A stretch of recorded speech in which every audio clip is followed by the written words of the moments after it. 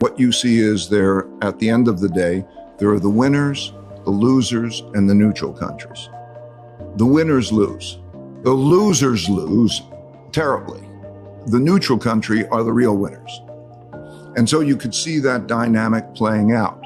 You're seeing essentially a war, and at the same time, you're seeing then the neutral powers, the ones that are not involved. So you're seeing India, ASEAN countries, and so on come up and flourish because they're at the part of their cycles, economic cycles, when they have enough money to have capital formation. You know, there's a cycle for development. I think there are 4 stages, okay? When you're a poor country and you can't have any capital formation because you don't have the money to have capital formation, you're poor and you recognize you're poor. When you get enough money that you can have capital formation, that you can build roads, that you can have other forms of capital formation and improve yourself, that state of mind, when you know you're poor, means that you don't waste that money. You put that into productive uses. And so you're seeing building of infrastructure and so on. You're seeing that happen in a number of countries, in India, in Indonesia, into the countries that survey of what countries are going to grow the most. We just published that. Yeah. So you see, that's the takeoff point, okay? And then when they have neutral countries, geopolitically, that is a very good situation. Then there's that rise.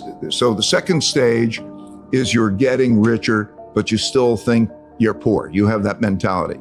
Third stage is that you're getting richer and you start to realize that you can enjoy life and you don't have to work 6 days a week and so on. And then you begin to enjoy life more.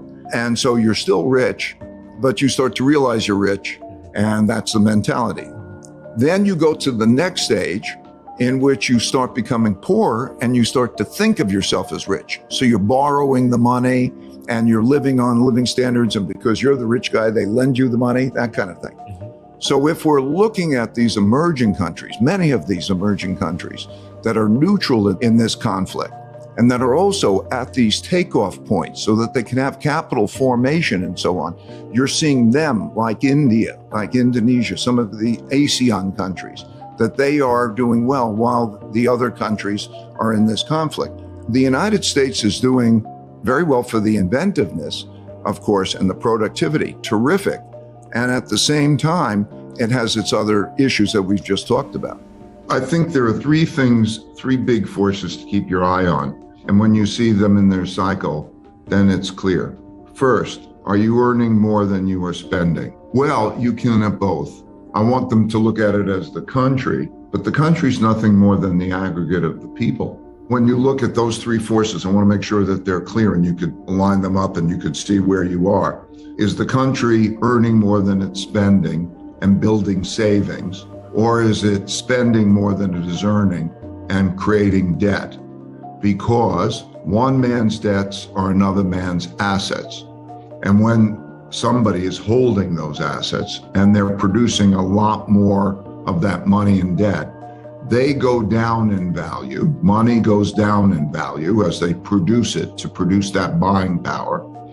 And then that gets people bad returns. It produces a higher amount of inflation, and it produces bad returns for holding debt. So in other words, cash or bonds.